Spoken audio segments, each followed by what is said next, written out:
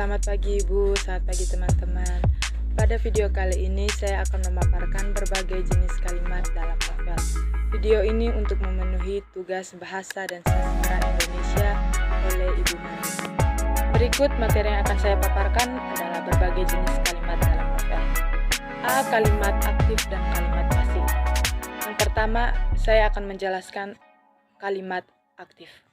Kalimat aktif, kalimat yang subjeknya melakukan sesuatu pekerjaan atau tindakan.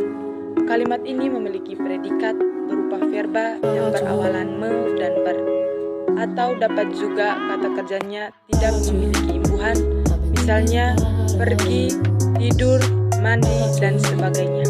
Contoh yang pertama, beberapa pasang mata refleks menatap ke arahnya.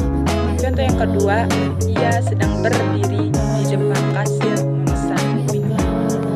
Yang kedua yang akan saya jelaskan tentang kalimat pasif. Kalimat yang subjeknya dikenai suatu perbuatan tindakan. Kalimat penutup ini memiliki predikat berupa verba yang berawalan di dan ter, dan terkadang diikuti kata depan oleh. Contohnya, yang pertama, seragam yang dipakai Amanda sama dengan seragam yang dipakai oleh Tuhan. Contoh yang kedua, Aca tersincing. Yang berikut kami akan menjelaskan kalimat transitif dan transitif. Yang pertama, saya akan menjelaskan tentang kalimat transitif. Kalimat yang predikatnya membutuhkan objek atau pelengkap. Kalimat ini dibedakan lagi menjadi 3 jenis, yaitu transitif, kalimat yang predikatnya diikuti oleh objek. Contoh, Amanda melihat kedua temannya. Yang kedua, Amanda menatap sosok.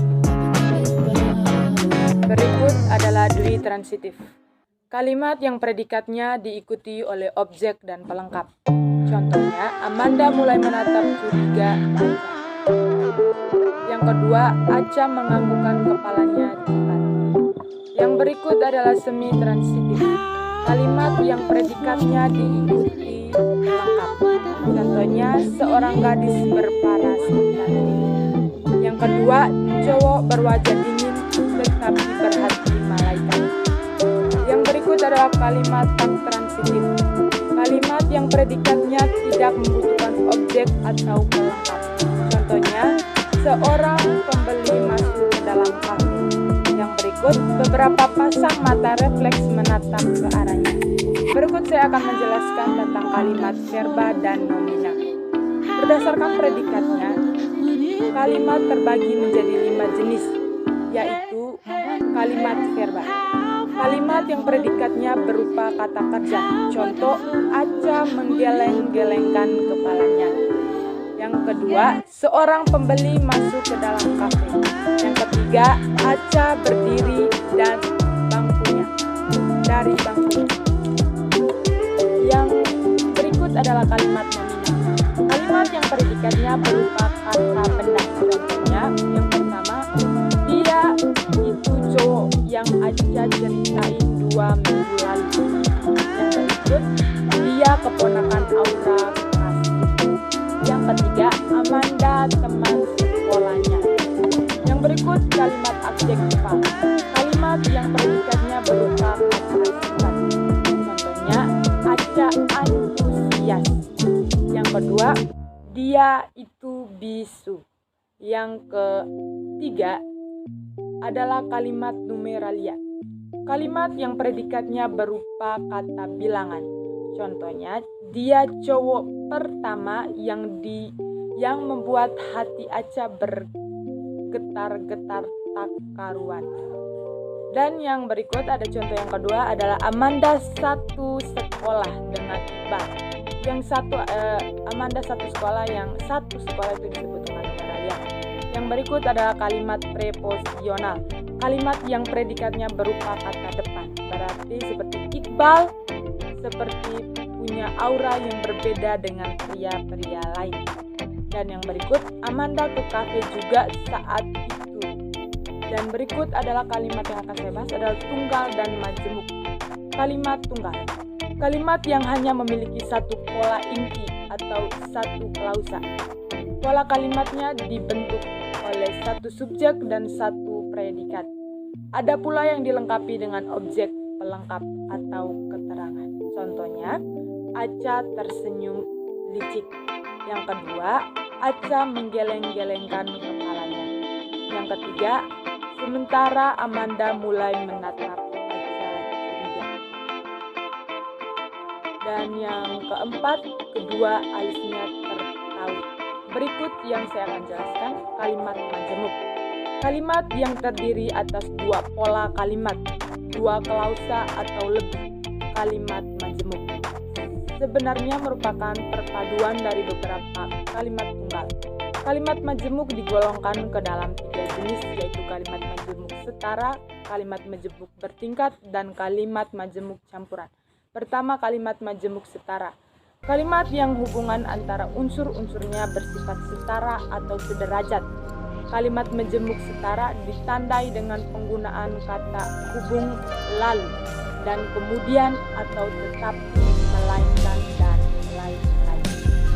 Contohnya, yang pertama, cowok berwajah dingin tetapi berhati malaikat.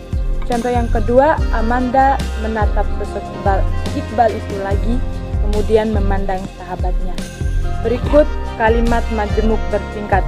Kalimat yang hubungan antara unsur-unsurnya tidak sederajat.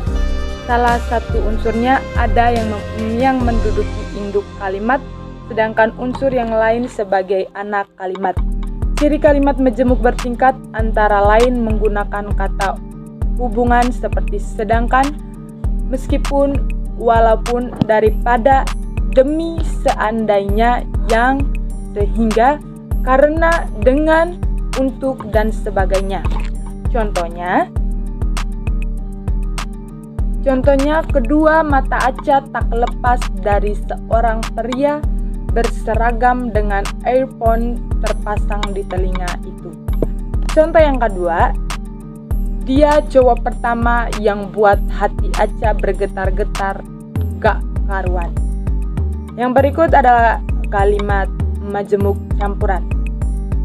Kalimat majemuk campuran, gabungan antara kalimat majemuk setara dengan kalimat majemuk bertingkat. Kalimat ini sekurang-kurangnya terdiri atas 3 klausa. Contohnya, sosok gadis lain ikut tertarik dan membalikkan badannya untuk melihat jelas sosok pria bernama Iqbal itu. Oke, yang berikut saya akan menjelaskan kalimat mayor dan minor. Berdasarkan kelengkapan unsur, jenis kalimat digolongkan menjadi 3 jenis, yaitu kalimat minor. Oke, kalimat minor, kalimat yang terdiri atas satu unsur pusat. Contohnya, tolong. Dan berikut, waras dong. Oke, yang berikut saya akan jelaskan kalimat elips. Kalimat elips, kalimat yang salah satu unsur pusatnya dilepaskan atau dihilangkan karena sudah dimengerti. Contohnya, dia akan pergi ke kafe, tetapi kamu ke sekolah. Predikat pergi dihilangkan. Oke, Aca baru menyadari seragam Amanda sama dengan Iqbal. Objek seragam bisa dihilangkan. Berikut kalimat mayor. Kalimat yang sekurang-kurangnya mengandung 2 unsur pusat yang dapat terdiri atas subjek dan predikat atau lebih dari itu. Misalnya disertai keterangan SPOK. Contohnya, Aca menganggukkan kepalanya cepat. Kedua, lonceng berbunyi. Yang ketiga, seorang pembeli masuk ke dalam kafe. Yang berikut yang saya akan jelaskan adalah kalimat langsung dan tidak langsung. Yang pertama, kalimat langsung. Kalimat yang secara cermat menirukan sesuatu yang diajarkan oleh orang lain. Bagian kutipan dalam kalimat langsung dapat berupa kalimat tanya, kalimat berita, ataupun kalimat perintah. Contohnya, siapa sih? Tanya Amanda. Yang kedua, dia keponakan Aura Kasih mungkin. Potong Amanda sembarang. Yang kedua adalah kalimat tidak langsung. Kalimat yang menceritakan kembali sesuatu yang diajukan orang. Bagian kutipan dalam kalimat tidak langsung adalah semuanya berbentuk kalimat berita. Contohnya, Amanda bertanya tentang perihal seseorang. Yang kedua, Amanda mengatakan dengan sembarangan bahwa kemungkinan orang itu keponakan Aura Kasih. Yang berikut yang akan saya jelaskan kalimat versi dan inversi. Yang pertama, kalimat versi. Kalimat dasar yang terdiri atas satu klausa, unsur-unsurnya lengkap, yaitu SPO. Contohnya, Amanda menatap sosok Iqbal. Amanda sebagai subjek, menatap sebagai predikat, sosok Iqbal sebagai objek. Beberapa pasang mata refleks menatap ke arahnya.